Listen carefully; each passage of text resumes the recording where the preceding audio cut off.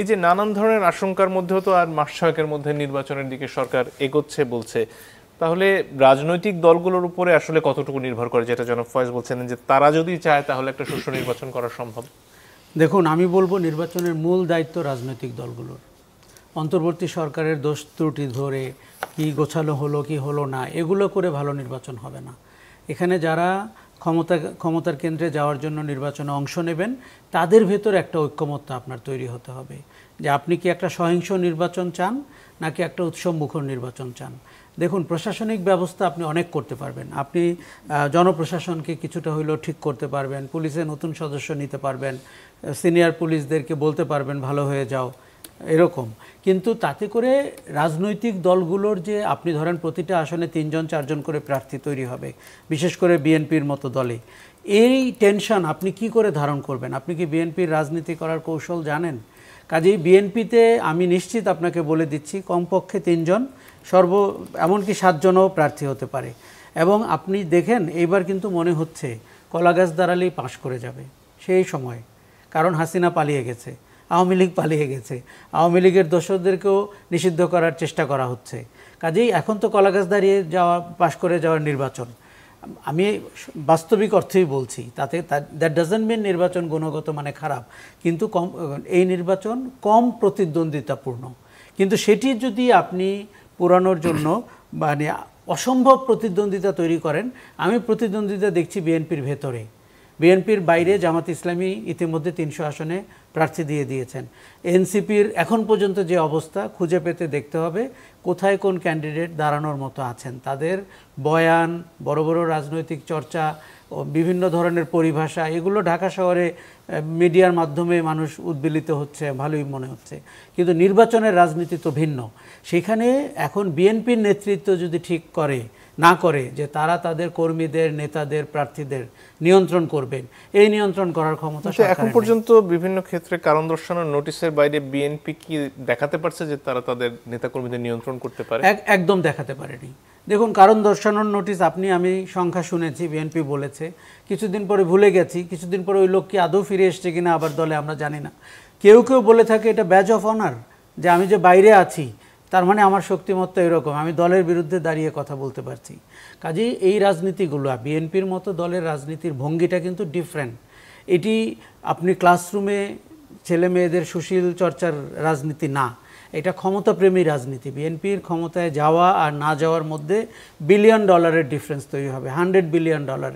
কাজেই বিএনপি জানে বিএনপি 16 বছর ক্ষমতার বাইরে এবং অনেকাংশেই অন্যায্যভাবে বিএনপি ক্ষমতার বাইরে। কাজেই তার লেজিটিমেট ডিমান্ড আছে, সেই নির্বাচন করে ক্ষমতায় যেতে চায়। কিন্তু সেই নির্বাচনের গুণগত মান নিয়ে রাজনৈতিক দল, বিশেষ করে বিএনপি, সে যদি আপনার সাথে কমিটেড না হয়, জামাতে ইসলামী যদি কমিটেড না হয়, এনসিপি যদি কমিটেড না হয়, তাহলে কিন্তু নির্বাচনটি আপনি আর এই পুলিশ আপনি দেখুন আরও 50,000 কেন, আরও 1 লক্ষ পুলিশ আপনি নিয়োগ দিতে পারবেন, কিন্তু পুলিশ তো চলে উপরের কথায়। সেই লোকগুলো তো হাসিনার নিয়োগ করা লোকগুলো, সেই লোকগুলো বিভিন্ন চরিত্রে, এবং ইলেকশনের আগে আপনি জানেন না কিন্তু তাদের চরিত্রের তারা নতুন কোন চরিত্রে আবির্ভূত হতে পারেন। পুলিশকে কিন্তু আমরা মারাত্মকভাবে চরিত্র পরিবর্তন করতে দেখি, যেখানেই ক্ষমতা সেখানে দৌড়ে যেতে দেখি। তাদের মতো নৈতিকভাবে দুর্বল পেশাদারি পুলিশ বাহিনী পৃথিবীতে বিরল। আচ্ছা, এবার জনপ্রশাসনে আসি। জনপ্রশাসনে এদের অনেক তো ভাগ্য উন্নয়ন করেছে হাসিনা, রাইটলি অর রংলি। আচ্ছা, এই সরকার জনপ্রশাসনে কোনো সংস্কার করতে পারেনি এবং সরকারটি চালাচ্ছেন আমলারা। সেই সরকারকে দিয়ে আপনি নির্বাচন করবেন এবং সেই নির্বাচনে আওয়ামী লীগের ভূমিকা কি? ধরে নিলাম আওয়ামী লীগ অফিসিয়ালি নির্বাচনে অংশগ্রহণ করতে পারছে না, আনঅফিসিয়ালি তার সমর্থন কোন দিকে যাবে, তার সহিংসতা কোন দিকে যাবে? যেই দলের প্রধান নেত্রী প্রতিদিন সকালে আপনাকে হুমকি দেয় যে আমি ফিরে আসছি, আমি এখনও পদত্যাগ করিনি, হ্যাঁ, সেই দলের কর্মীরা বা নেতারা কি রোলে থাকবেন? তারপরে নির্বাচনকে কেন্দ্র করে আওয়ামী লীগের সহিংসতা করার শক্তি আসলে কতটুকু অক্ষুণ্ণ আছে? দেখুন, আমরা সবসময় বলি সহিংসতা করতে আপনার খুব বেশি শক্তি লাগে না। আপনি শুধু খেয়াল করেন যে সংখ্যালঘুদের একটি গ্রামে যে একটা দুর্ঘটনা ঘটে, ভারত সেটিকে বিশ্বব্যাপী বিপণনের দায়িত্ব নিয়ে নেবে, আওয়ামী লীগ সেখানে আরও ঘি ঢালবে। আপনি আজকে এক গোপালগঞ্জ ডিল করতে গিয়ে আমাদের কষ্ট হয়েছে, আবার 2-1টা ইনসিডেন্টে আমরা দেখেছি, এক নুরুর আহত হওয়ার পরের থেকে দেখেছি সারা দেশে কী প্রতিক্রিয়া শুরু হয়েছে। হোয়াট ইফ 300টা আসনে বা 30টি আসনে সহিংসতা হলো, তাহলে আপনি কি করবেন? এই লোকবল তো আমরা দেখছি না, এই ডিসিপ্লিনও দেখছি না, এবং এই ম্যাচুরিটিও দেখছি না। এখন আওয়ামী লীগ কিন্তু মরণঘাতী অবস্থায় আছে। আওয়ামী লীগ আজকে ধানমন্ডিতে নেমেছে, কালকে গুলিস্তানে নেমেছে, চেষ্টা করছে রিসারফেসড হতে, এবং তাদের টাকা পয়সা আছে। শেখ হাসিনা হয়তো টাকা বিতরণ করেছেন, যেটি বলা হচ্ছে এস আলমের টাকা উনি এখন ডিস্ট্রিবিউশন করছেন। কথায় কথায় তো দেখি টেলিফোনে টাকার কথা বলেন, একে দাও ওকে দাও, তার মানে সে ওনার অঢেল টাকা আছে।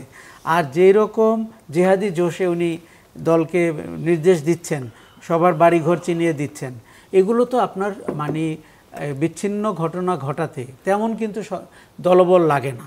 মানে আওয়ামী লীগের ডিএনএর মধ্যে কিন্তু এই জিনিস আছে। আওয়ামী লীগ যখন অপোজিশনে থাকে আমরা পরিষ্কার টের পাই। এইবার আওয়ামী লীগ 15 বছর দেশ শাসন করেছে, রাইটলি অর রংলি। কাজে আওয়ামী লীগের বিরোধী দলে থাকার যে সহিংসতার ডিএনএ, তার সাথে সরকারে থাকার যে কুমতলব আরও অন্যান্য যোগসাজশ, সেটি তারা যোগ করেছে। এখন তারা ভারতে থাকুক কিংবা বাংলাদেশের সীমান্ত অঞ্চলে থাকুক, নির্বাচনটি অত্যন্ত ভালনারেবল, এবং আওয়ামী লীগ চাইবে এই নির্বাচনকে প্রশ্নবিদ্ধ করতে।